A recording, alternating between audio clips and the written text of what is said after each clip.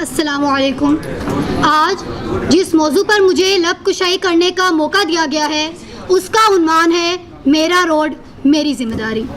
تیز اور بے ہنگم ٹریفک کے شور میں 10-12 لڑکے موٹر سائیکلوں پر ون ویلنگ کرتے ہوئے تیزی سے آگے بڑھ رہے تھے۔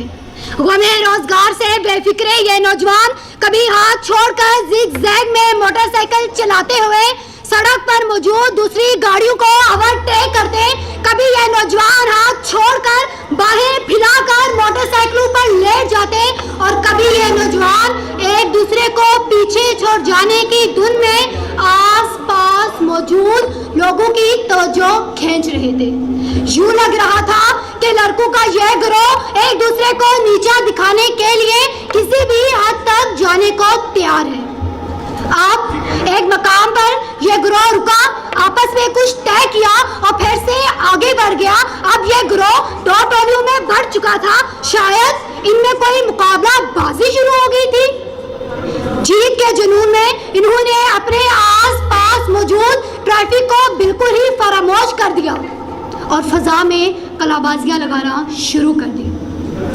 تھوڑی دور جا کر یہی عمل دوبارہ دہرانے پر ایک لڑکے کی موٹر سائیکل سلپ ہوتے ہوتے بچی، جبکہ دوسرا لڑکا اپنا توازن برقرار نہ رکھ سکا اور آن کی آن میں وہ کچھ ہو گیا جس کا ان منچلے دوستوں نے کبھی خواب میں بھی تصور نہ کیا ہوگا۔ حادثے کی جگہ پر بہت سے لوگ جمع ہو گئے اور اس کے پاس کھڑے ہو کر کچھ یوں کہنے لگے۔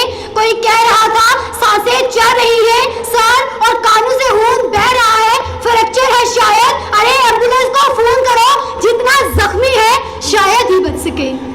یہ مناظر آئے دن ہماری آنکھوں کے سامنے ہوتے ہیں اور نتیجہ ان لڑکوں کے والدین کی بے بسی اور فلک شگاف آہیں۔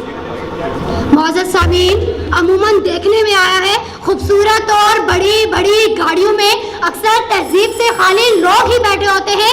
چلتی گاڑی سے کوڑا باہر پھینک دینا یا چلتی گاڑی کے شیشے نیچے کر کے پان کی پچکاری مار دینا ان کے سامنے مسافرانہ اخلاق ہے۔ ان کو اس بات کی یقین دہانی کرانی پڑے گی کہ ہمارا روڈ ہی ہماری اپنی ذمہ داری ہے۔ آپ کی سماعت کا شکریہ۔